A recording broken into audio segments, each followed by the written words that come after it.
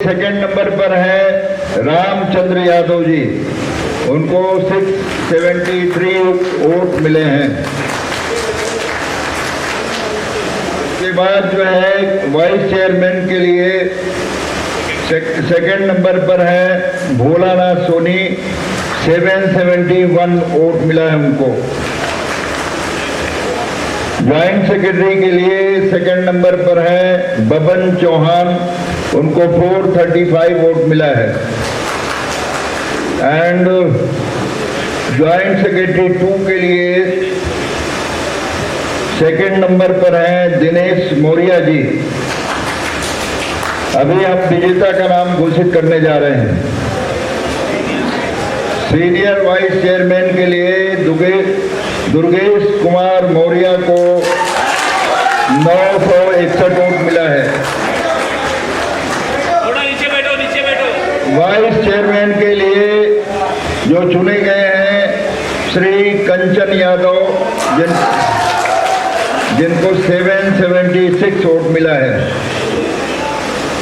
Joint secretary 1 के लिए जो चुने गए हैं धर्मेंद्र रावत, उनको 1320 वोट मिले हैं। 1320 सबसे ज्यादा वोट धर्मेंद्र रावत को मिला है ज्वाइंट सेक्रेटरी फर्स्ट पे। एंड ज्वाइंट सेक्रेटरी 2 के लिए विजेता का नाम है श्री कन्नन गोविंदन। ये 4 हमारे विजेता हैं, 4 उप विजेता हैं, बाकी सारे विजेता हैं।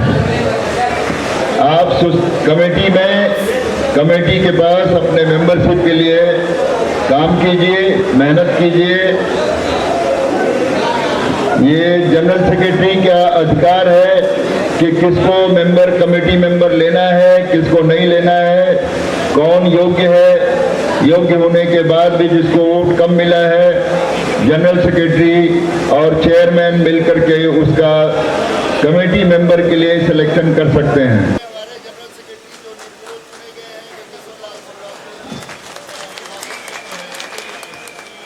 मैं उनका स्वागत करता हूं। दूसरा जो है निर्विरोध चुने जाने वाले राकेश मौर्य जी, ट्रेजरर का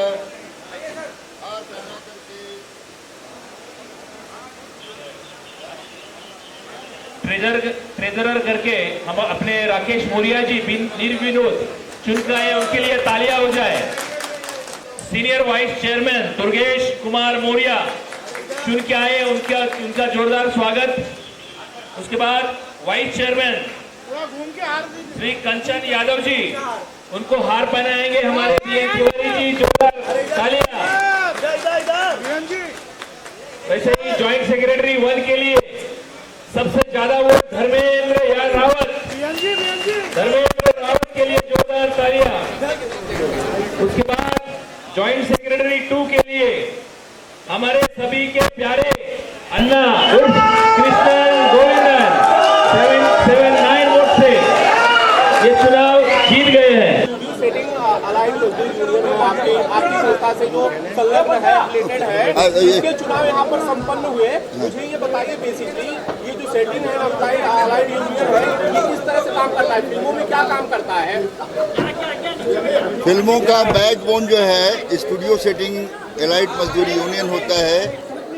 ये लाइटिंग से लेके स्पॉट बॉय से लेकर के सारा काम यही करते हैं। एशिया की सबसे बड़ी ये लार्जेस्ट एसोसिएशन है, जिसमें मोर देन 48,000 मेंबर काम करते हैं। ये जब चाहें तब शूटिंग की स्थिति को बदल सकते हैं। ये फेडरेशन के साथ सबसे मजबूत एसोसिएशन है, इसलिए इसका जो काम है स्पॉट बॉय से लेकर के लाइट मैन, आर्ट डायरेक्टर तक की इसकी लिमिट है, वहाँ तक इसके लोग काम करते हैं। सबसे बड़ा योगदान एलाइट मजदूर यूनियन का काम है। चुनाव होते हैं तो किस तरह से होते हैं और किन पदों पर आज लोगों को चुना गया है? आज जो है 2 पोस्ट हमारे जो थे अनअपोज हो गए, सेलेक्ट हुए हैं। जनरल सेक्रेटरी चुने गए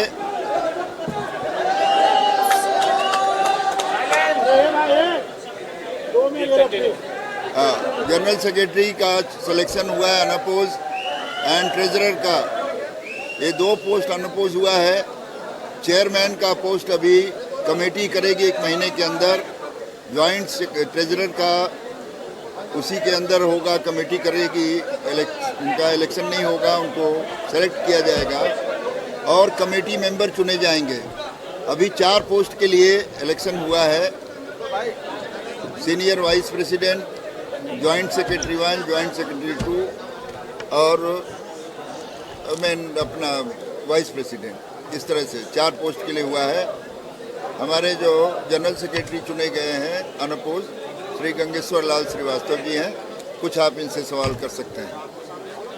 सर बताइए कि ये जो आप बिना विरोध चुने गए हैं, जिस तरह से आपको चुना गया, तो क्या प्रायोरिटीज होंगी आपकी, क्या बिंदु होंगे जिन पर आप सबसे पहले काम करना चाहेंगे? पहले तो मैं बिन विरोध चुन के आया, मैं अपने सभी मेंबरों का आभार व्यक्त करता हूं कि उन्होंने हमारे ऊपर इतना बड़ा विश्वास किया कि आज छोटी से छोटी इलेक्शन में किसी के सामने कोई ना कोई कैंडिडेट होता है, हमें चुना। उसके लिए हम सभी मेंबरों का, जो लगभग 48,000 मेंबर हैं, उनका आभार व्यक्त करता हूं।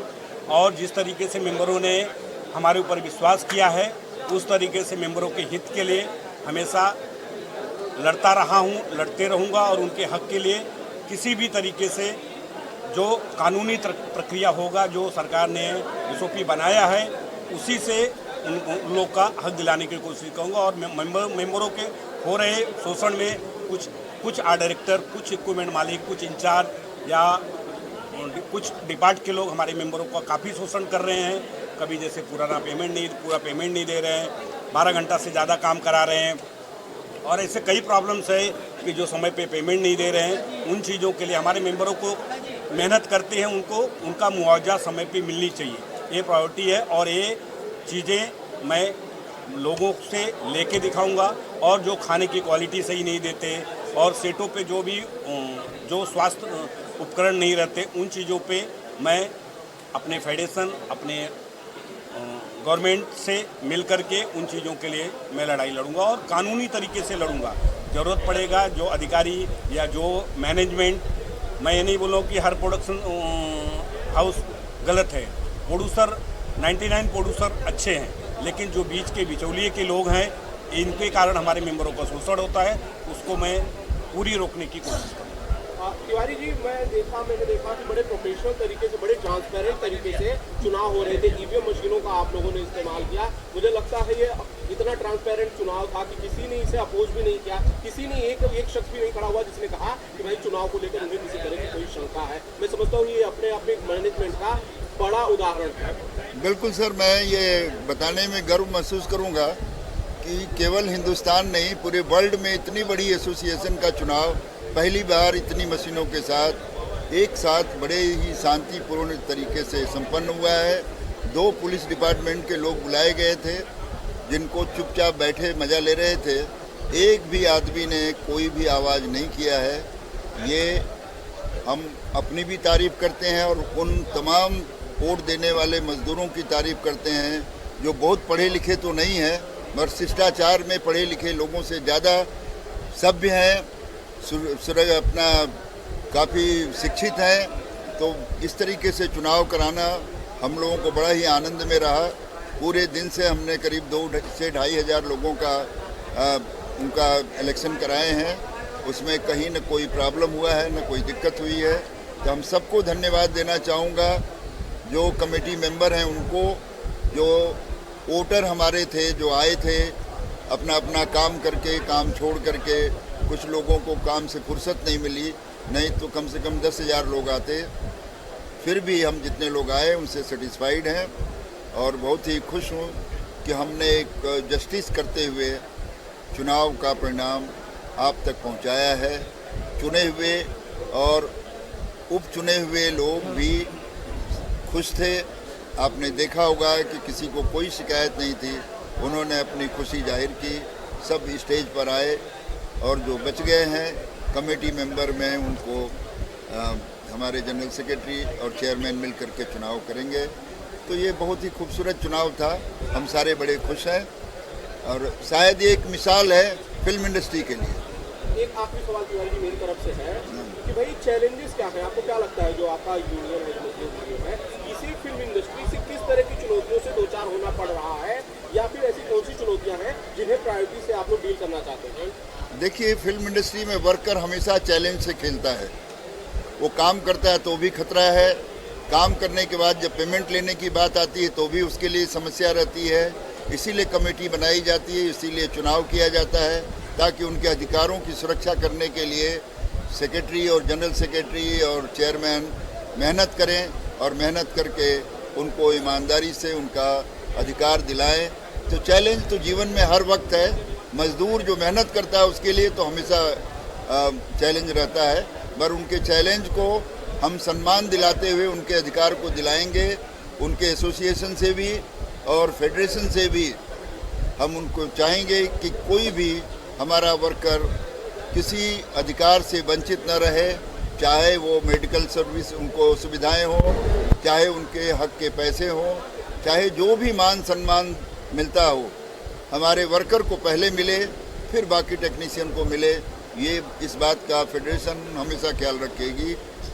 स्क्रूटनी कमेटी के चेयरमैन के साथ साथ फेडरेशन का प्रेसिडेंट होने के नाते भी मैं इस बात का भरोसा दिलाता हूं मीडिया को कि हमारे वर्कर को चैलेंज के बाद भी उनको प्रसन्नता हाथ लगेगी, किसी तरह का कोई परेशानी नहीं होगी। संतोष जी, मेरा सवाल आपसे, आप चुनाव अधिकारी थे आज के मतदान में, जो प्रत्याशी हार गए हैं उनके मतदाता को अनदेखा न करे जीते हुए प्रत्याशी, इसके लिए क्या कहना चाहेंगे? बहुत अच्छा सवाल आपने पूछा है। ये जितनी शांतता प्रिय ये इलेक्शन हुआ है, ऐसा इलेक्शन आज तक, मैं हमेशा स्क्रूटनी कमेटी में रहता हूं, लेकिन आज का जो माहौल था, आज लोगों ने बहुत अच्छी तरह, जितने लोग जीते हैं, जीतने से दूसरे जो हारे हैं उनको भी एहसास हुआ कि हम लोग भी जीते हैं। इतनी अच्छी तरह से इलेक्शन हुआ है। मुझे गर्व और अभिमान है कि ये अलाइड यूनियन का जो इलेक्शन है, ऐसी शांततापूर्ण इलेक्शन हर किसी यूनियन का या एसोसिएशन का जो फेडरेशन के अफिलेटेड है इनका हो। रजब भाई, यही सवाल मेरा आपसे होगा। फेडरेशन में काफ़ी सक्रिय रहते हैं, आप लोगों को मैसेज डालते रहते हैं, चाहे वो मेडिकल कैंप हो, चाहे वो छुट्टी हो, चाहे कुछ हो, तो यहाँ क्या लोगों को कहना चाहेंगे, क्या संदेश देना चाहेंगे? मैं लोगों से यही संदेश देना चाहूँगा कि जो उनकी कमेटी जीत के आई है उनका पूरा सहयोग करें।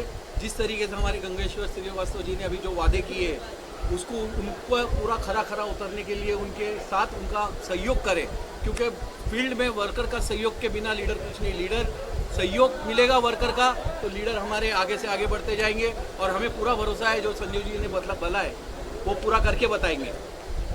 तिवारी जी, सवाल है मेरा, मैं माफी चाहता हूँ, मैं भूल जाता हूँ, थोड़ा सा ऑफ बीट भी है। पिछले दिनों मुझे याद है कि एक चित्रपट दादा साहब फाल्के के नाम से आप लोग एक पूरी नगरी बता रहे थे, पूरा शहर बता रहे थे, जिसमें टेक्नीशियंस को और ऐसे लोगों को घर मिलने वाला था जो कि घर अफोर्ड नहीं कर पाते मुंबई में, जिनके लिए घर एक अभी भी बड़ा सपना हुआ। वो प्रोजेक्ट कहाँ तक पहुँचा सर? किसी को घर मिला अभी तक? बहुत सारे मेंबरों को घर मिला है, जिन्होंने क्या है कि फेडरेशन के अलावा भी डायरेक्ट वो अपना घर बना रहे हैं, और फेडरेशन अपने काम में बिजी रही तो हमारे मेंबर भी जाकर वहाँ घर ले रहे हैं। आम आदमी भी घर ले रहा है। आपको भी चाहिए तो आप भी अप्रोच कर सकते हैं। किसी को रुकावट नहीं है, फेडरेशन ने किसी को घर लेने से नहीं रोका है। घर बन चुका है, बिल्डिंग बन चुकी है। आपका सहयोग चाहिए। आगे शुभकामना हमारी, इस तरह से काम हम करते रहेंगे, आगे बहुत भी काम करेंगे हम।